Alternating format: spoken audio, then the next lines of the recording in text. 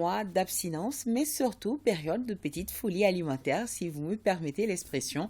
Je m'explique. Après la rupture, certains aliments comme le thé sucré, le foie salé ou encore les œufs sur le plat sont consommés de façon démesurée et peuvent dans ce cas être source de maladies. Question, le jeûne favorise-t-il donc dans ce cas la santé ou la maladie? Réponse avec Barakissa Ouattara et Idrissa Traoré. Le mois de Ramadan est la période pendant laquelle la consommation des produits de première nécessité augmente. La preuve, à chaque veille de Ramadan, le gouvernement se rassure que les marchés sont bien ravitaillés afin d'éviter toute rupture de stock.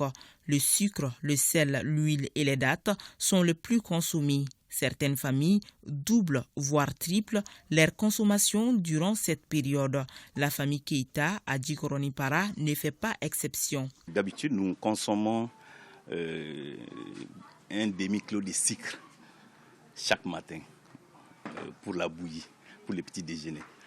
Mais présentement, nous allons jusqu'au-delà, parce que nous allons jusqu'à 2 kilos.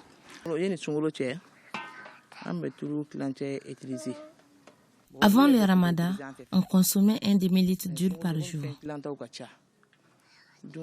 Mais pendant le ramadan, on en consomme plus avec les fritures, les sauces.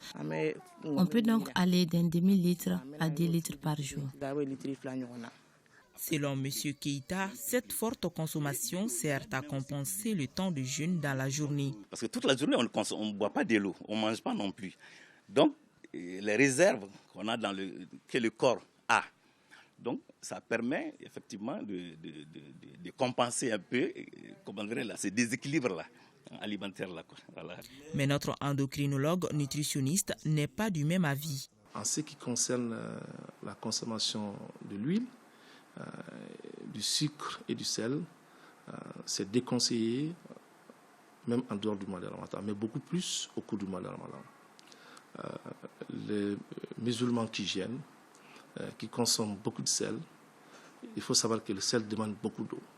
Donc une fois que vous consommez beaucoup de sel, en dehors du fait que ça peut entraîner une élévation de la pression artérielle, qu'on appelle la tension artérielle, donc ça peut entraîner une déshydratation tout au long de la journée.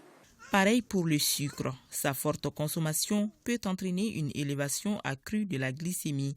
Il en est de même pour l'huile. Sa consommation excessive contribue au risque cardiovasculaire. C'est pourquoi le spécialiste conseille en ces termes. Donc, ce qui est très recommandé pendant le jeûne du mois de Ramadan, c'est surtout les repas sautés avec l'huile, un peu d'huile, et vous mettez beaucoup de légumes, de fruits ou du poisson.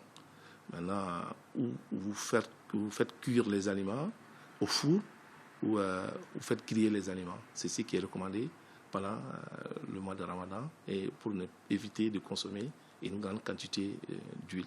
Un autre aliment très prisé pendant ce mois, c'est la date.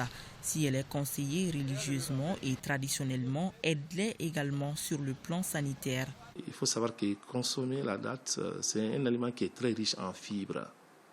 Donc, et le sucre qu'il en contient, vraiment après 15 à 16 heures de jeûne, 3 morceaux de date est vraiment conseillé à la rupture. Et le sucre qui en contient ne posera aucun souci. En conclusion, le jeûne favorise plutôt la santé si et seulement si les conditions d'une bonne alimentation sont respectées, c'est-à-dire ne pas consommer plus que vous n'en perdez. Voilà, les Djaras sont avertis.